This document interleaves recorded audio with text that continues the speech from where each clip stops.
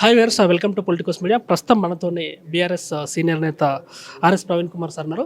Sir చెప్పండి, అసలు అంటే ఇప్పుడు తాజా రాజకీయ పరిణామాలన్నీ కూడా కొంచెం హాట్గా నడుస్తూ ఉన్నాయి. ఇంకా ఈ లీగ్లో బీజేపీ ఎంటర్ కాలేదు. ఢిల్లీ ఎలక్షన్స్ తర్వాత బీజేపీ కూడా ఎంటర్ అయ్యే అవకాశం కనబడుతుంది.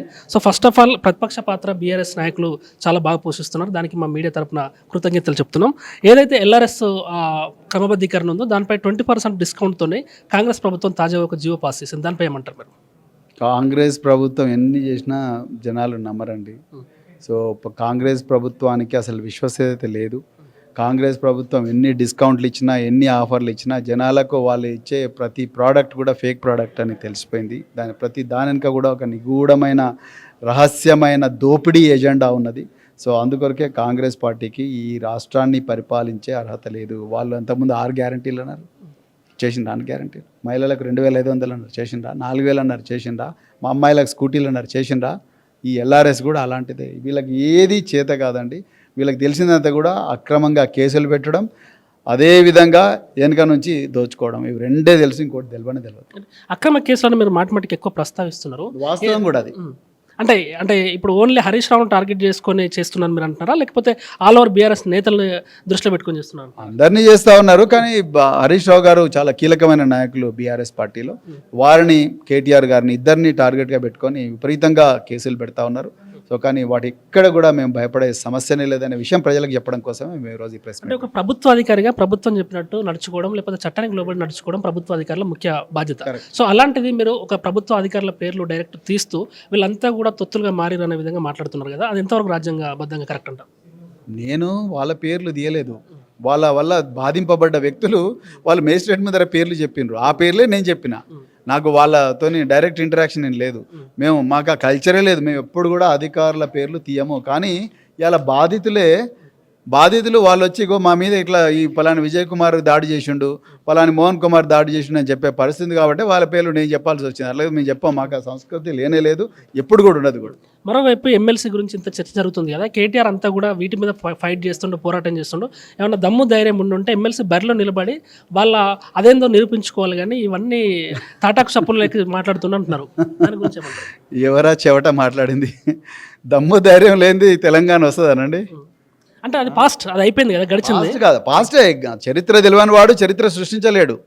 ఇప్పుడు మాట్లాడే సన్యాసులకు అందరికీ చరిత్ర తెలియదని ఈజీగా అర్థమవుతున్నది. అంటే అంత రాజకీయ వ్యూహంలో ఎప్పుడు ఏ ఎత్తుగడేయాలి, ఎప్పుడు ఏ నిర్ణయం తీసుకోవాలనేది కేసీఆర్ గారికి అందరికన్నా, తెలంగాణ అందరికన్నా వారికే బాగా తెలుసు. అందుకొరకు తెలంగాణ కళ సాకారం అయింది. ఇప్పుడు ఏదో ఈ చిన్న ఎమ్మెల్సీ ఎలక్షన్లో ఒక క్యాండిడేట్ చిన్నగా ఎమ్మెల్సీ మీ దృష్టిలో అంటే అట్లా కాదండి. ఒక ఎగ్జాంపుల్ చెప్తున్నాను మీకు. ఎమ్మెల్సీ ఎలక్షన్ గురించి చెప్తున్నాను నేను. ఆ ఒక్క ఎలక్షన్లో క్యాండిడేట్ను పెట్టినంత మాత్రాన్ని ఇంకా తెలంగాణ అంతా కేసీఆర్ గారు నిన్నగాక మొన్న మాకు కూడా మీటింగ్లో ఏం చెప్పిండ్రు, బాబు ఎలక్షన్లో రేపు వస్తే రేపు గెలుస్తాం మనం, కానీ అది మన టార్గెట్ కాదు.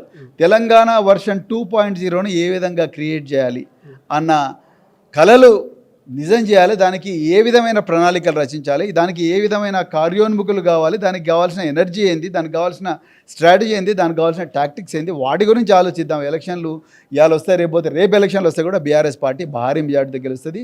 మీరన్న బీజేపీ ఎప్పుడో గంగల కొట్టుకొని పోయింది. Out of the box question ఒకటి, అంటే ఇది కరెక్ట్ టైం కాదో తెలియదు, బట్ ఏంటంటే చాలామంది బీసీ, ఎస్సీ, ఎస్టీ యువత కావచ్చు, ఎస్పెషల్లీ మేధావులు కావచ్చు, ఆర్ఎస్ ప్రవీణ్ కుమార్ మీద చాలా నమ్మకం పెట్టుకున్నారు. ఆర్ఎస్ ప్రవీణ్ కుమార్ను ఒక విధంగా ఏకలవ్య శిష్యుల్లాగా చాలామంది మీకు శిష్యులు ఉన్నారు తెలంగాణ వ్యాప్తంగా. ఈవెన్ ఆంధ్రప్రదేశ్లో కూడా మిమ్మల్ని అభిమానించిన వాళ్ళు మస్తు మంది ఉన్నారు. నేను నా కళ్ళారా చూసినా.